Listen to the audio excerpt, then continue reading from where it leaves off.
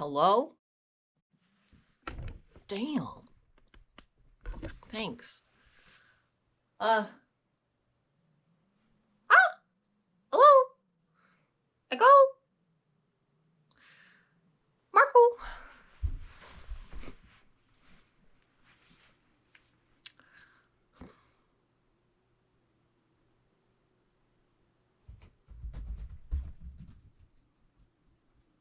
It's a fast potato. I thought he was just gonna come out and. He's in a good mood, Gremlin. He's in a great mood. Me? I'm floating, flying, sliming around. My phone's deactivated. Because we're all kind of in that boat of where we're in debt. Where we're in debt.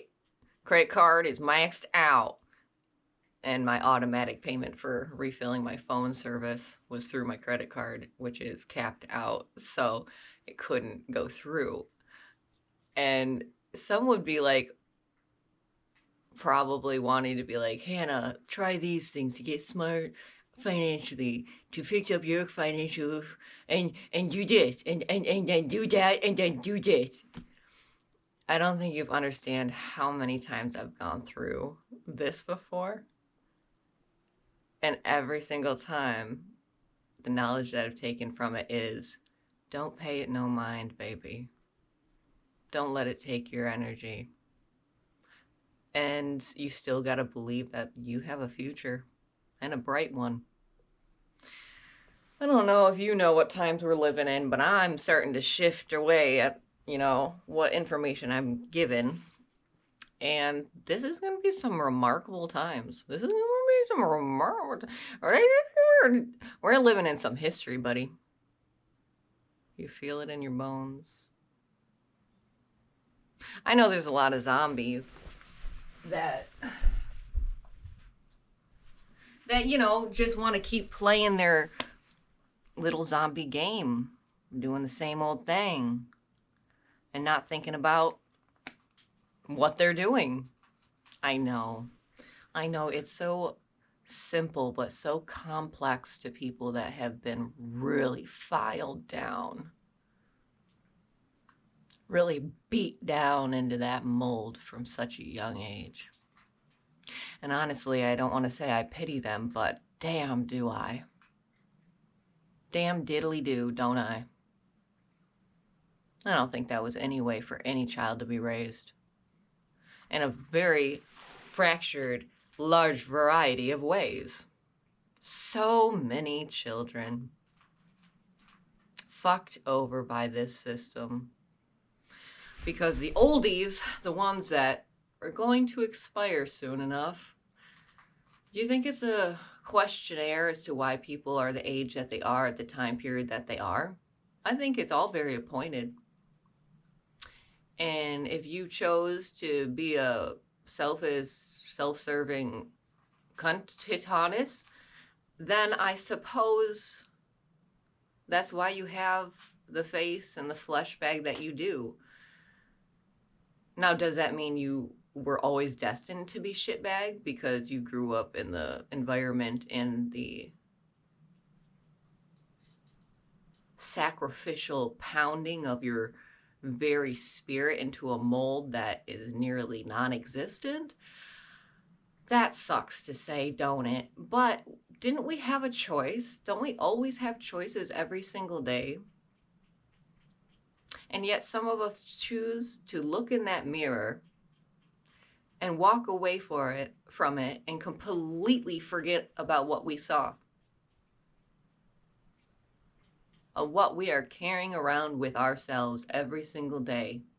You can't run from you.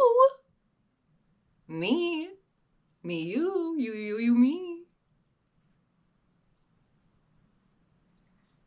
Why do you think what you think? Why do you fester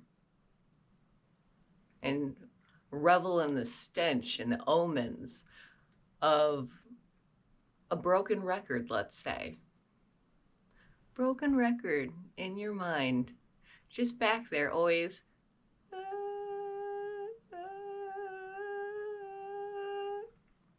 Just broken record, baby. And it causes your flesh, your zombie, to just repeat the same omens, the same curses, festering and getting angry and mad and beating yourself up. Though you might think all of your anger is venting and releasing stuff, no, you're cursing your own flesh. You're bringing on your own anger and frustration. You are creating that. You chose to take that statement, that thing in front of you in this material plane, and make it grow something of anger in you. You chose to plant that seed of anger and resentment and wrath in you. How much you do not take responsibility for, like your own actions, how you use your own tool, your mind. What did the Bible say? What did the Bible say? I think the Bible said, if you do not use your gifts, they will be taken from you. If the mind is not a gift, my grandmother died of dementia and Alzheimer's. That's a very, very rough way to go. I saw her on her deathbed when she was a couple days from actually leaving. And do you know what it smells like when somebody is already decaying? Their body is already decaying and dying, yet something in them won't let go. I smelt my grandmother, barely alive, smelling like a corpse. Bed sores because she no longer could walk and move for herself.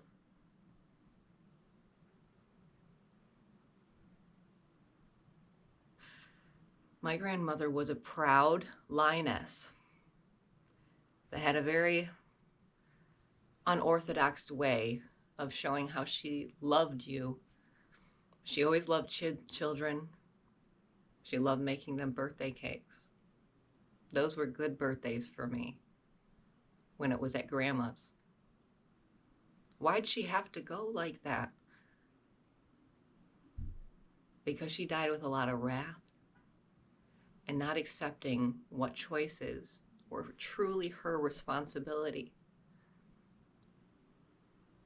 And she chose to die in a carousel of memories in which none she could ever walk into anymore because they had already left. She was already gone, but she couldn't accept it, that she couldn't go back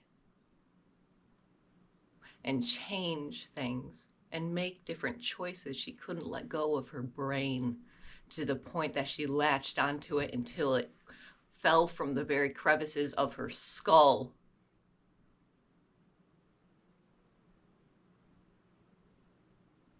I know, pretty rough to be talking about death on this here fine day, but death is very much a part of life. And from what I can tell in the spiritual, it very much reflects on what's on the material. We are already dead, motherfuckers. We are just living out our death, our legacy right now. How do you want to die? We're already dead just for the fact that we're on this material plane. Don't you get it? I mean, it can be said in so many different ways, but Lordy Lord, how do you want to die? Tell me. Because if it wants to be for a long time, you want to live a long life, you are building up for yourself your deathbed. Every little choice, every little step, are you choosing to pick up the seed of anger and resentment and bitterness and allowing it to take control of your mind, rotting it